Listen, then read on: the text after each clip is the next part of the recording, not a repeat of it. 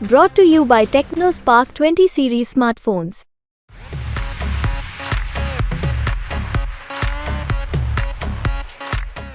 तो एक में जो है मुख्तार अंसारी बैठे थे, तो उनको जो इंस्पेक्टर ने चेक करने का प्रयास किया तो वो गाली देते हुए भागा कि किस माई के लाल कीमत है कि जो कि मुख्तार अंसारी गाड़ी चेक करेगा। ये मुख्तार अंसारी ने कहा।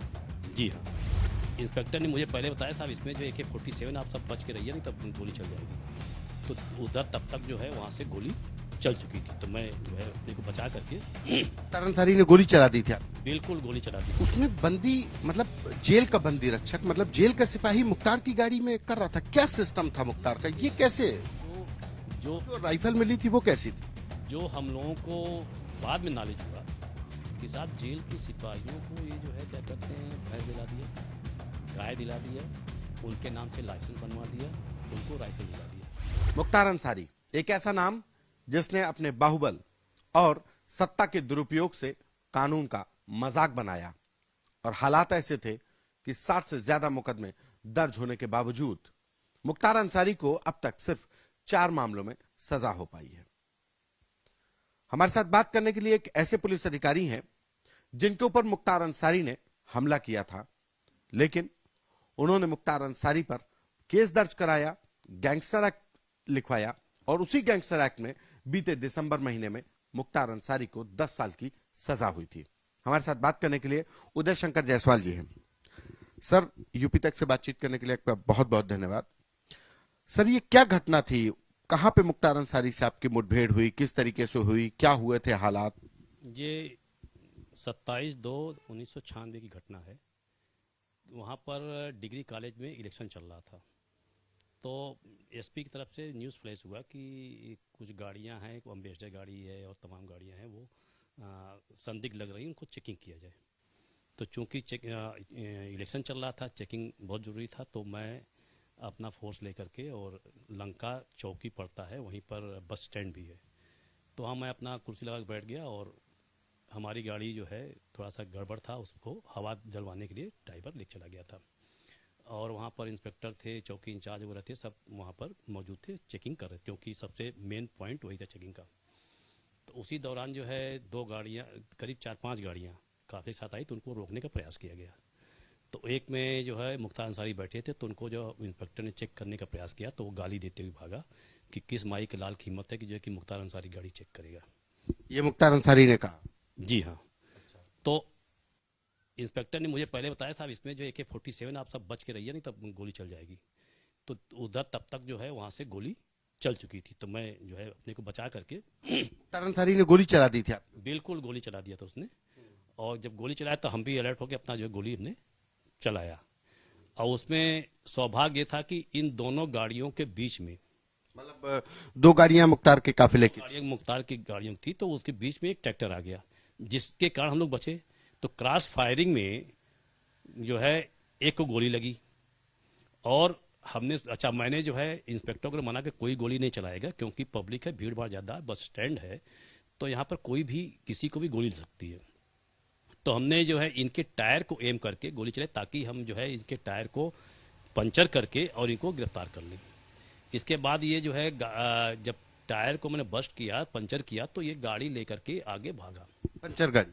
हाँ, पंचर गाड़ी को लेकर के, 3 पहिए की, मतलब पंचर, हाँ बहुत चल सकती, कोई दिक्कत है नहीं, लेकर भागा। और उसके बाद फिर जो आधे पौन घंटे बाद जो है ये DM के यहाँ अपीयर हो गए। मुख्तार अंसारी आप लोगों पे गोली चलाने के बाद? गोली चलाने के बाद जो है भाग करके गया, अपनी गाड़ी छिपाया, अपने असलहे छिपाया, और उसको जा करके वो जो है DM के बंगले पर, मामराज सिंह साहब DM थे उसमें, उनके बंगले पहुंच गया कि साहब वहाँ जो है गोली चल गई है। तो मामराज सिंह साहब ने बताया था, हमने इंस्पेक्टर भी हमको जाके वहाँ से ले आइए इनको, जो भी है अपना बात की जाएगी। जो आदमी घायल हुआ था वो बाद में पता चला कि उसका नाम साहब सिंह यादव है, और वो जो है जेल का सिपाही निकला।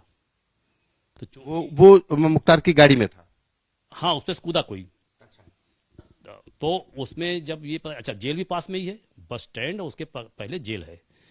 तो जब उसको लगा, तब मैं जब उसको घायल को पहुंचाया गया अस्पताल, जब अस्पताल में पहुंचा तो हमारा दीवान पुराना था। उसने कहा साहब ऐसा है सर, आप चलिए यहाँ से, यहाँ नहीं फिर मुठभेड़ हो जाए, फिर गोली चलेगी, क्योंकि ये उसी के आदमी है, जेल के सिपाही है। तब मैं वहाँ से हटा, और नहीं तो फिर वहाँ पे क्रॉस फायरिंग होती तो मतलब पुलिस के लोग भी मारे जाते हैं।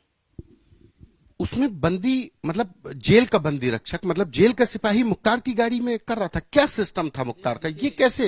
जो जो जो राइफल मिली थी वो कैसी थी? जो हम लोगों को बाद में नॉलेज हुआ कि साहब जेल के सिपाहियों को ये जो है क्या कहते हैं भैंस दिला दिया, गाय दिला दिया, उनके नाम से लाइसेंस बनवा दिया, उनको राइफल दिला दिया। तो उनकी ड्यूटी 8 घंटे 10 घंटे की होती है, उसके बाद अपना जो है कभी किसी के साथ घूमे कोई मनाही नहीं।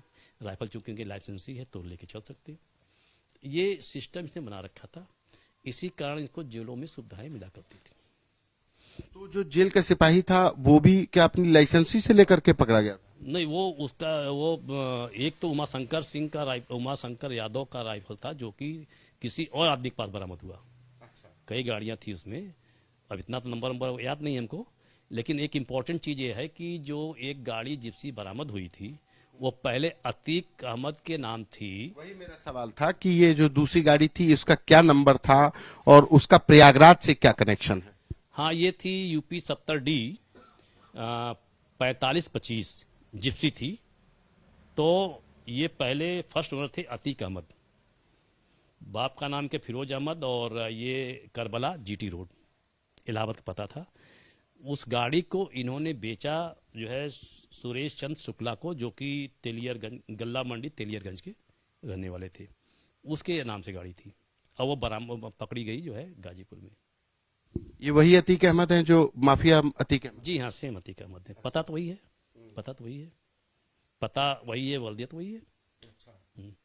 और ये सुरेश चंद्र शुक्ला ये जब गाड़ी पकड़ी गई तो उनसे पूछताछ हुई? तलब किया हो गया होगा, बाद में बेचना में आया होगा कैसे क्या गाड़ी गई कैसे। एक सवाल ये कि आपके इस केस का क्या हुआ जो आपने लिखाया था मुख्तार अंसारी और उसके गुर्गों के ऊपर, उस केस का क्या हुआ? उसमें कितनी परेशानियां हुई और अभी क्या स्टेटस? हाँ, उसमें देखिए बहुत लोगों की हिम्मत नहीं थी कि वहां पर जाके गवाही दें, लेकिन हमारे कुछ सिपाही ने, कुछ लोग तो मतलब रिकॉर्ड में होगा, कुछ लोग जो है गवाही नहीं दिए होंगे, लेकिन मुझे जब बुलाया गया तो मैंने गवाही दिया। उसमें मैंने गवाही दिया और इस सुधाकर पांडे थे कांस्टेबल, उन्होंने गवाही दिया, और लोन गवाही दिया, और रामनाथ ने गवाही दिया होगा। लेकिन बाद में पता चला कि वो पूरी की पूरी फाइल गायब हो गई कोर्ट से, उस केस की, आपके केस की? हमारे केस की। तो फिर जो है दोबारा फिर हमको बुलाया गया कि वो फाइल गायब हो गई, इसमें जो आपको वो जो अपराधी के वकील के पास से जो है वो डुप्लीकेट कॉपी बरामद हुई। तो उस कॉपी को लेकर के हम लोग बरामद किया हुई, तो वो मतलब उन्होंने प्रोड्यूस किया होगा क्योंकि उनको कॉपी लेने का अधिकार भी है। उस कॉपी को देख करके अपने बयान को मैंने दोबारा तस्दीक किया। इसके बावजूद भी वो मुकदमा जो है उसमें इनको बरी कर दिया गया।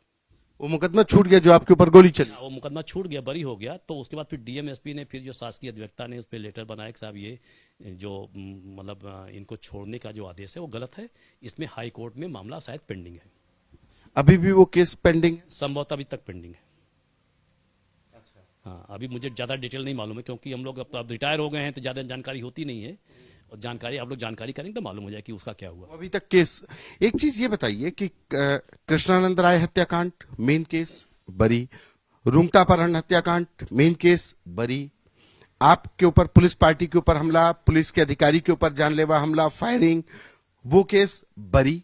ये क्या सिस्टम था? ये उस समय की परिस्थितियां ऐसी थी कि लोग डरते थे गवाही देने से। ठीक है, जैसे हम लोग फिर जो है हमारे अधिकारी आ गए थे दूसरे जो है,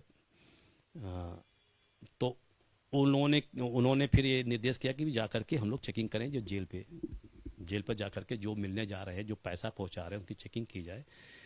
तो वो जब चेकिंग करते थे तो उसके बाद इन्होंने लिखा साहब ये हमको मरवा देंगे, ये करेंगे। हम लोग खिलाफ एप्लीकेशन पढ़ना शुरू हो गया कि साहब ये किसी से मिलने नहीं दे रहे, वो नहीं दे रहे। तो इस तरह की परिस्थितियां थी। फिर भी हम लोग जो है दबंगई से काम करते थे और सफल भी हुए काफी हद तक। पर सत्ता का कितना दखल होता था? इसकी सिफारिश में चिट्ठियां, क्या दबाव आप लोगों के ऊपर? आपको भी गवाही के लिए रोका, इसने फोन करता था ये आपको? ये प्रेम से कहता था कि भैया देखो हमारी इज्जत का सवाल है, वो आप मत आइए। मतलब ये नहीं कि गाली गलौज करे कुछ करे, लेकिन प्रेम से कहता था कि भैया आप जो है इसमें देख लीजिएगा, हमारी इज्जत सवाल, हमको सजा हो जाएगी। तो हमने कहा देखिए हम लोग सरकारी नौकर हैं, हमने जो किया है, आपने जो किया है, उसका बयान तो हमें देना है कोर्ट में। जो हुआ वो तो देंगे, उसके लिए तो हम बाध्य हैं, हम करेंगे। सरकार कोई भी हो तो करेंगे ही। इसके बावजूद भी वो छूट गया। उसके बावजूद वो केस छूट गया। अब तक सिर्फ 4 मुकदमों में मुख्तार अंसारी को सजा हो पाई है। 60 से ज्यादा मुकदमे उसके ऊपर दर्ज हैं, जिनमें से सिर्फ 23 मुकदमे विचाराधीन हैं। एक बड़े संख्या है केसेस की जो छूट गए हैं। क्या लगता है कैसे सिस्टम का इस्तेमाल कर रहा है मुख्तार अंसारी? क्या केसेस को छुड़वाने में ये भी गवाहों का इस्तेमाल, गवाहों को धमकाना, या पुलिस के अंदर ही विवेचना को ट्रांसफर करा लेना, या ये जो है ये सब पैसे का खेल है। पैसा इसके पास प्राप्त आता था। 2-4 लड़के भी वकील बन के खड़े हो जाते थे, हो हल्ला हो कुछ भी हो।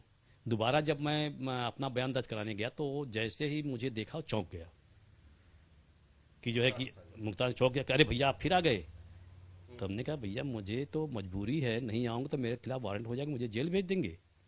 मेरी तो मजबूरी है कि मुझे बयान देना है, तो जो सही है वो मैं बयान दूंगा।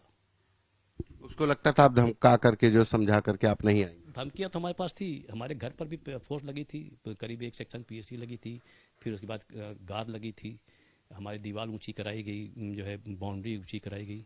हम लोग सीधे तो मिलते नहीं थे इससे। जैसे मान ली कभी कोई मान लो आ भी गया तो हम मेन गेट से सीधे नहीं आते थे, चपरासी बेच दिखवा लेते थे, फिर हम बैक डोर से घूम करके बाहर आते थे, ताकि ये कभी कोई वारदात कर सकता है। ये शातिर आदमी था, इसने तो हरिशंकर की हत्या जो है वो उसके क्या कहते हैं बाउंड्री में छेद करके मार दिया, तो बेचारा मर गया था हरिशंकर। इसको आप स्टडी करिएगा तो वो भी मालूम हो जाए कहानी।